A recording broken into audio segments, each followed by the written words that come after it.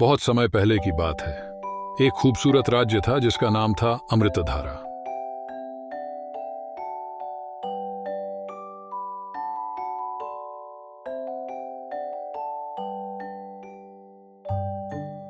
यह राज्य अपनी हरियाली और प्रशांतियर और समृद्ध कौन के लिए जाना जाता था। यहाँ के लोग बहुत सुखी थे, उनके जीवन में कोई परेशानी नहीं थी। अमृतधारा के राजा, उनका नाम था राजा विजयधर और रानी का नाम था रानी सुमित्रा। उनकी एक ही संतान थी, राजकुमारी साक्षी। राजकुमारी साक्षी सोच बहुत सुंदर थी। उसका रूप और सौंदर्य सबको मंत्रमुग्ध कर देता था, लेकिन उसकी तान दयालुता और अमासूमियत ने उसे और भी प्यारा बना दिया था। लोग कहते थे ये राजकुमारी न केवल सुंदर है बल्कि दिल से भी बहुत प्यारी है।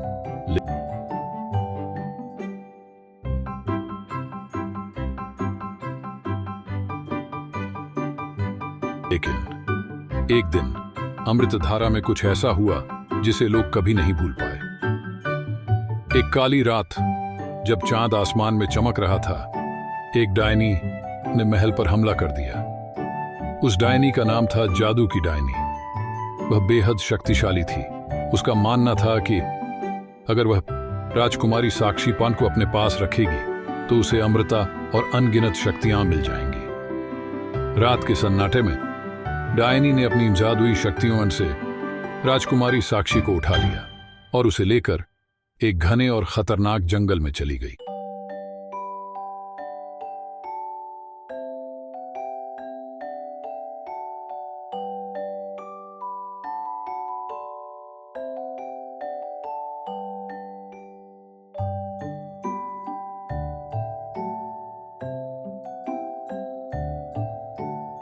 सुबह हुई तो राजा और रानी को पता चला कि राजकुमारी गायब हो चुकी है। महल में मातम छा गया, लेकिन एक व्यक्ति था जो हार मानने को तैयार नहीं था। वह था राजकुमार अरविंद।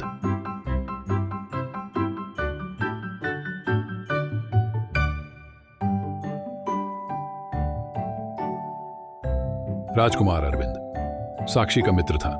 जब उसे पता चला कि साक्षी गायब हो गई है तो उसने वादा किया, मैं राजकुमारी को ढूंढकर वापस लाऊंगा। अरविंद ने अपनी तलवार उठाई और सन्नाटे के जंगल की ओर चल पड़ा।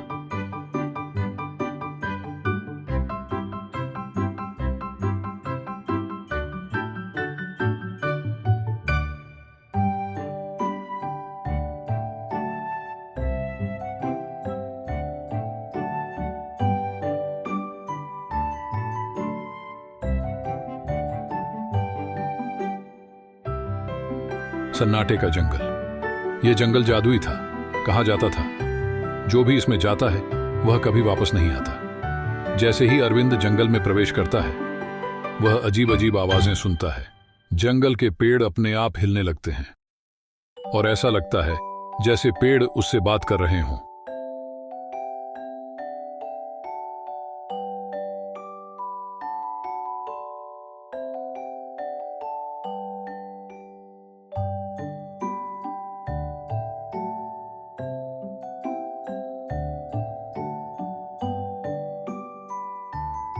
एक पक्षी उड़ते हुए आया और बोला, तुम यहां क्यों आए हो राजकुमार? ये जंगल तुम्हारे लिए नहीं है। अरविंद ने जवाब दिया, मैं अपनी मित्र राजकुमारी साक्षी को बचाने आया हूं। पक्षी ने चेतावनी दी, यह जंगल खतरों से भरा हुआ है, हर रास्ता गलत है। लेकिन राजकुमार अरविंद ने कहा, मुझे कोई डर नहीं, मैं साक्षी को बचाकर ही लौटूंगा। यात्रा के दौरान अरविंद ने कई भयानक जीवों का सामना किया। कभी एक विशाल हाथी रास्ता रोकता, कभी बाघ उसकी ओर झपटता, लेकिन अरविंद ने हर चुनौती का सामना किया। एक दिन वह एक विशाल नदी के पास पहुंचा। नदी की धाराएं बहुत तेज थीं। तभी एक बूढ़ी महिला वहां आई। महिला ने कहा, राजकुमार, अगर तुम यह नदी पार करना चाहते हो तो मेरे सवाल का जवाब दो। राजकुमार ने पूछा, कौन सा सवाल?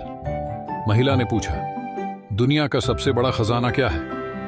अरविंद कुछ देर सोचता रहा, फिर उसने कहा, दुनिया का सबसे बड़ा खजाना प्रेम है।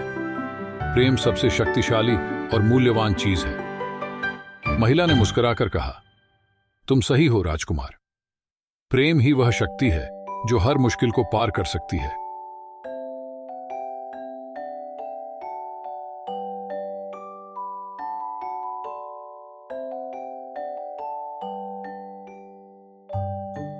महिला ने अपनी छड़ी से नदी को छुआ और पानी शांत हो गया।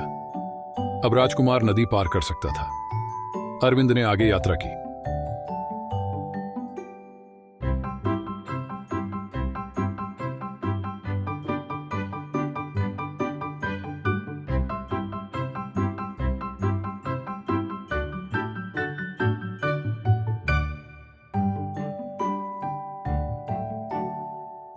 वह डायनी के किले तक पहुंच गया। किला बहुत डरावना था।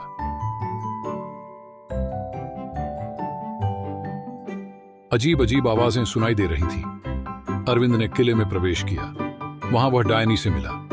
डायनी बोली, तुम यहां क्यों आए हो राजकुमार?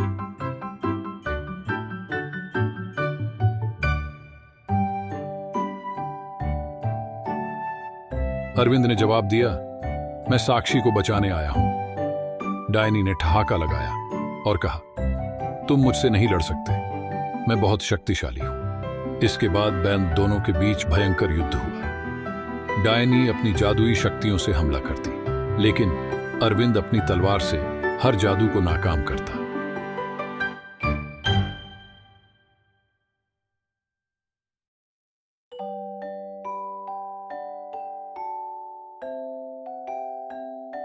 अंत में राजकुमार अरविंद ने डायनी को हरा दिया।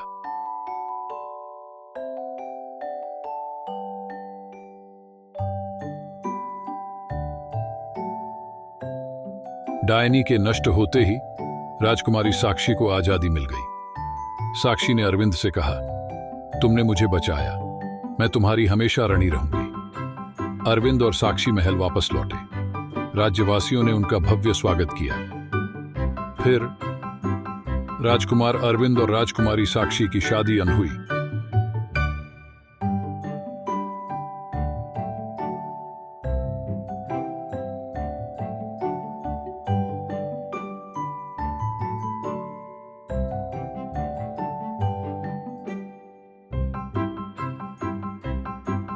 यह विवाह प्रेम, साहस और विश्वास की जीत तेल थी। राज्य में फिर से पाररन खुशहाली और शांति लौट आई और अमृतधारा दुनिया का सबसे खुशहाल राज्य बन गया।